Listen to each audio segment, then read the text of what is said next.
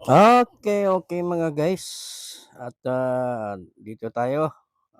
Akala niyo siguro 'yan nakita niyo guys ay, Statue of, Liberty sa ibang bansa tayo, hindi po.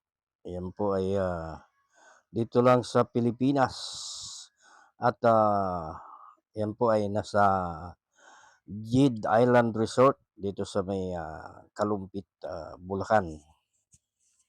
At, dito tayo ngayon, December 25 po. Gagabi pa tayo rito dahil, ayun nga napagkaisahan ng, pamilya na dito mag-celebrate ng, Pasko, mag-overnight swimming, dito sa may, Jade Island Resort. At, guys, samahan niyo ako at ipapakita ko sa inyo sa mga hindi pa po nakapunta rito. Napakaganda guys ng, napakaganda ng, tawag dito, ng, resort na 'to. Ito pala ay one of the biggest, resort dito sa may, sa Pilipinas. Isa po dahil, napakalaki. Maraming, swimming pool at, yung iba nga nila, under renovation pa dahil, pinaghahandaan ang, parating na, summer. Kaya, kumbaga sa ano, pinapaayos pa ang, ibang, pools at, napakaganda guys, elegante yung, mga rooms kasi, very affordable naman guys. Nag-upa po kami ng isang, kwarto, may dalawang, may dalawang kama at, kasya po kasi, yung dalawa kong anak na may mga anak rin at, bale, ano kami, siyam, kasya kaming lahat at, napakaganda guys, napakaganda. Kaya sa mga hindi pa po nakapunta sa lugar na 'to, madali lang. Malapit lang ito sa boundary ng, boundary ng, Bulacan at, Pampanga dahil, walking distance na lang guys yung pinaka, boundary, yung pinakaunang, bayan ng Pampanga, yung Arayat, Pampanga. Hindi, sorry guys, Apalit, Pampanga. Ano na lang, walking distance na lang, kitang-kita yung pinaka, boundary. Kaya, malapit na lang ang, Pampanga. At, guys ayan, 'yan ang, mga anak ko, apo.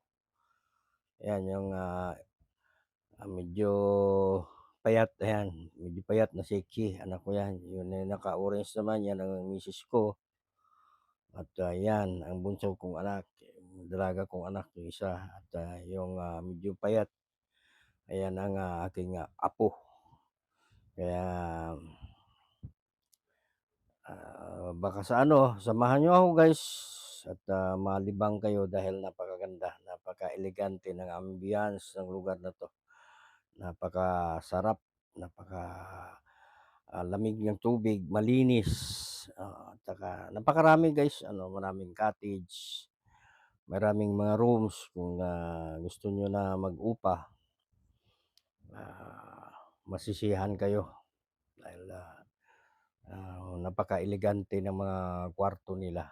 Okay guys, sige samahan niyo pa ako.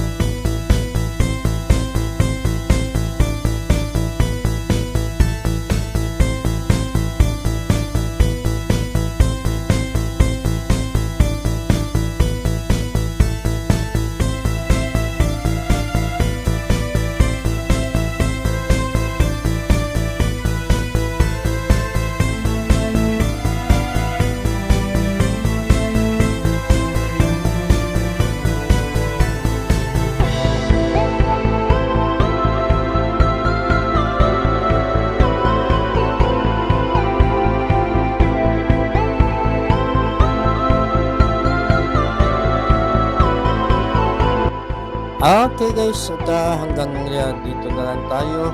At thank you guys. Thank you for watching.